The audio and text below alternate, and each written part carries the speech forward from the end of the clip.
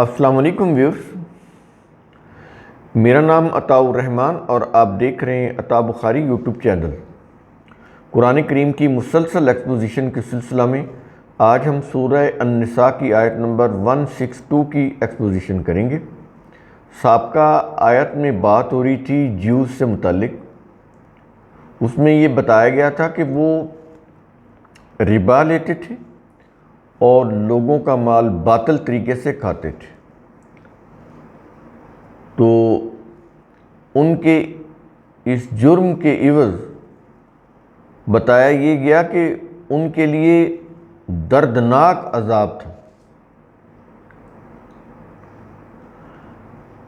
اب ان میں سے کچھ لوگوں کو بتایا یہ جا رہا ہے کہ سارے وہ ایک جیسے نہیں تھے، ان میں سے کچھ اچھے بھی ہیں۔ قرآن کی انصاف پسندی دیکھیں، اس کا عدل دیکھیں کہ حقائق پر مبنی بات کرتا ہے۔ سارے جیوز ایک جیسے نہیں ہیں، ان میں اچھے بھی ہیں۔ تو اب ان کی خصوصیات بیان کر رہا ہے، وہی بنیادی خصوصیات جو کسی بھی قوم میں ہو، وہ دنیا میں آگے بڑھے گی، ترقی کرے گی، فلاح پا لے گی، آخرت میں بھی کوالیفائی کر لے گی۔ تو کیا چیزیں ہیں جو ان کی بیان کر رہا ہے قرآن کریم یہاں پر؟ اب دیکھیں، بات انہی جیوز میں سے کچھ لوگوں کی ہو رہی ہے، اچھے لوگوں کی۔ کیا یہ رہا ہے؟ لیکن الراسخون فی العلم منہم، لیکن ان میں سے جو علم میں پختہ ہیں، ان میں سے یعنی جیوز میں سے جو علم میں پختہ ہیں،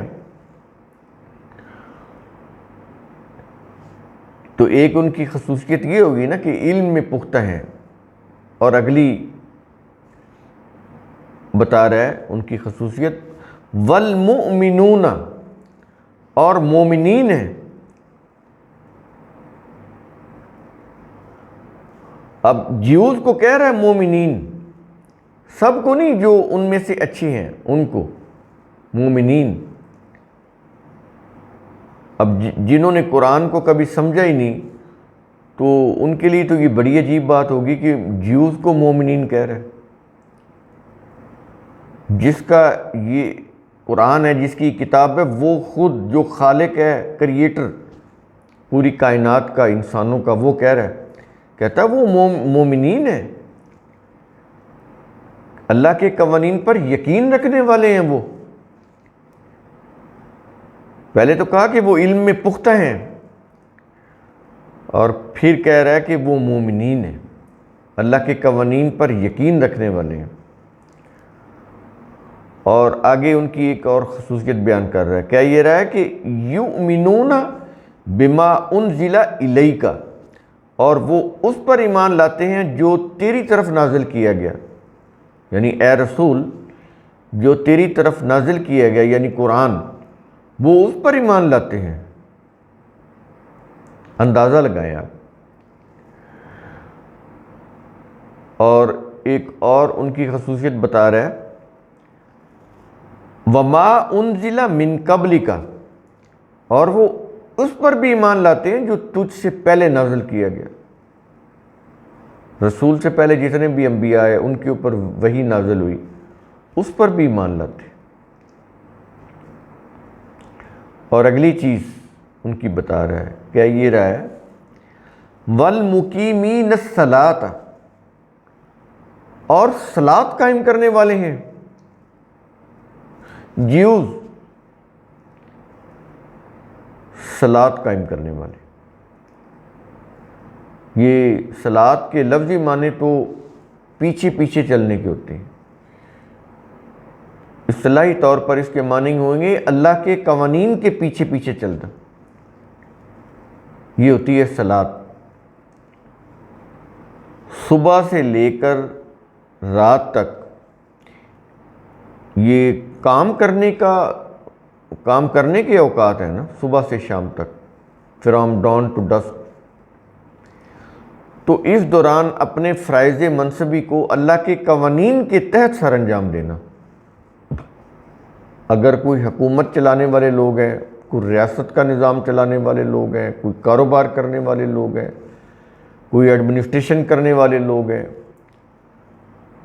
کوئی عدل و انصاف کرنے والے لوگ ہیں، مختلف ادارے ہیں نا، ایون کہ گھر کا جو سربراہ ہے اپنے گھریلو ذمہ داریاں سر انجام دینے والا ہے، یہ جتنے بھی لوگ ہیں یہ سب اپنے اپنے فرائض منصبی اگر وہ اللہ کے قوانین کی پیروی کرتے ہوئے سر انجام دے رہے ہیں تو وہ صلاۃ قائم کر رہے ہیں۔ ایسا معاشرہ پھر ایسا ایک نظام قائم کرتا ہے، اجتماعی نظام، جس میں پھر معاشرے کے سارے افراد پوری ہم آہنگی کے ساتھ، پوری یونٹی کے ساتھ صلاۃ کا نظام قائم کرتے ہیں اور اللہ کے قوانین کے تحت قائم کرتے ہیں۔ یہ نہیں کہ اپنے اپنے مسالک اور مذاہب اور اپنی اپنی فقہوں اور شریعتوں کی روح سے قائم کرتے ہیں، نہیں، اللہ کے قوانین وہ کہاں پہ؟ صرف قرآن کے اندر۔ تو پھر یہ جو صلاۃ ہے وہ انسانوں کے لیے کامیابی کی ضمانت بن جاتی ہے۔ یہ ایسا اجتماعی نظام ہے اور وہ صلاۃ قائم کرنے والے ہیں۔ اور اس کے ساتھ ایک اور خصوصیت بتا رہا ہے، وَالْمُوتُونَ الزَّكَاةَ، اور زکوٰۃ دینے والے ہیں۔ یہ زکوٰۃ دینا کیا ہوتا ہے؟ ضرورت مندوں کو نشو و نما دینا، ضرورت مندوں کو سامان نشو و نما دینا، جو بھی ضرورت مند ہے۔ اگر نظام ہے تو نظام کو دیا جائے گا، نظام آگے جو ہے وہ یعنی سسٹم جو ہے ریاست کا وہ ڈسٹریبیوٹ کرے گا۔ اگر یہ نظام نہیں ہے تو پھر انڈیویجولی آپ دیں گے۔ جس کے پاس بھی زائدہ ضرورت ہے وہ لوگوں کی نشو و نما کے لیے ضروریات زندگی کا سامان دے تاکہ وہ لوگ اپنے پاؤں پر کھڑے ہو جائیں، اور as a right they, as a charity نہیں، وہ ایز اے چیریٹی دینا۔ اس سے تو دینے والے کے اندر سپیریورٹی کمپلیکس پیدا ہوتا ہے اور لینے والے کے اندر انفیریورٹی کمپلیکس پیدا ہوتا ہے۔ دینے والا احساس برتری کا شکار اور لینے والا احساس کمتری کا شکار۔ مذہب میں ہوتا ہی یہی ہے، لیکن قرآن جو ہے وہ کہتا ہے ایز اے رائٹ دو۔ اب یہ دیکھیں، یہ زکوٰۃ تو اس میں تو وہ 2.5% اور یہ جو اہل تشیع کا جو 5واں حصہ وہ آتا ہی نہیں، جس کو وہ خمس بولتے ہیں۔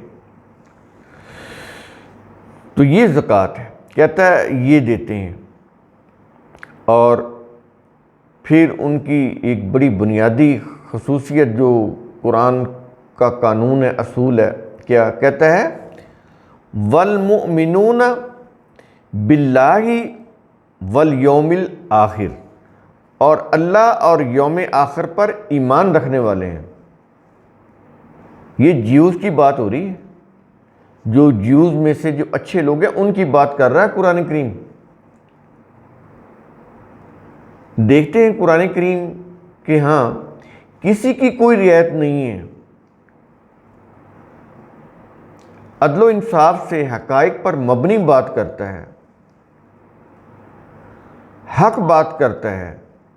جو قوم بھی، یہی بنیادی چیز ہے نا جو یہاں پر بیان ہو رہی ہے، تو جو قوم بھی ان کو اڈاپٹ کرے گی وہ اس دنیا میں بھی کامیاب ہو جائے گی اور آخرت میں بھی کامیاب ہو جائے گی۔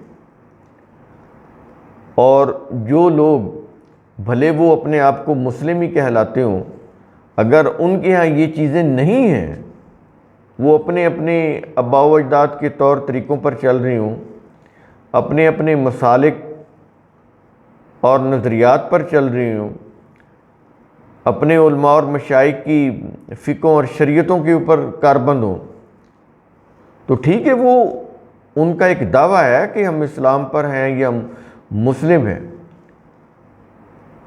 قرآن کے سامنے ان کا دعویٰ قابل قبول نہیں ہے۔ وہ کہ قرآن کا جو دیا ہوا جو ایمان کا معیار ہے اس کے اوپر پورے ہی نہیں اترتے ہو۔ ان کا اپنا ایک دعویٰ ہے خود فریبی پر مبنی۔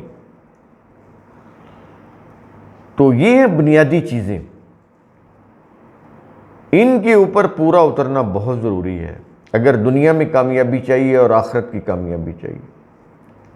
اگر ان کے اوپر پورا نہیں اتر رہے پھر اس دنیا میں بھی ذلت ہے اور آخرت میں جو ذلت ہے وہ تو پھر ابدی ہوگی، فار ایور کے لیے۔